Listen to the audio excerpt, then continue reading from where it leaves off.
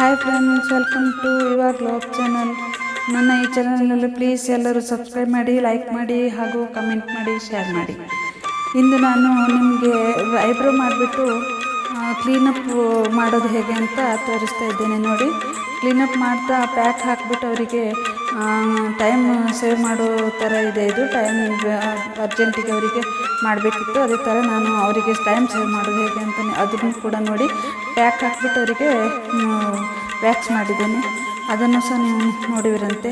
Cleanup ಮಾಡುವ step ಹೇಗಿದೆ ಅಂತ ನೋಡಿ. ನಾವು ಮಸಾಜ್ ಮಾಡೋದ್ರಲ್ಲಿ ಸ್ವಲ್ಪ ಕಡಿಮೆ ಮಾಡಿಬಿಟ್ಟು ಕ್ಲೀನಪ್ ಮಾಡಿ ನಾವು ಕಳಿಸ್ತೇವೆ. ಅದು ತುಂಬ ಗ್ಲೋ ಬರುತ್ತೆ. ಅರ್ಜೆಂಟಿಗೆ ಅದು ಚೆನ್ನಾಗಿರುತ್ತೆ. ನಿಮಗೆ ನೆಕ್ಸ್ಟ್ ಡೇನೇ ನಿಮಗೆ ಪ್ರೋಗ್ರಾಮ್ ಇದ್ದರೆ, ಫಂಕ್ಷನ್ ಇದ್ದರೆ ನಿಮಗೆ ಅದಕ್ಕೆ ನೀವು ಗ್ಲೋ ತುಂಬ ಚೆನ್ನಾಗಿ ಬರುತ್ತೆ. ಕ್ಲೀನಪ್ಪು ಮಾಡುವ ನಮೂನೆ ಮೇಲೆ ಇದೆ. ಅದು ಯಾವ ಥರ ನೀವು ಮಾಡ್ತೀರಿ ಅನ್ನೋದನ್ನು ನಿಮ್ಮ ಮೇಲೆ ಡಿಪೆಂಡು. ಚೆನ್ನಾಗಿ ಬರುತ್ತೆ. ನೋಡ್ಕೊಳ್ಳಿ ಹೇಗೆ ಮಾಡಿದ್ದೀನಿ ಅಂತ.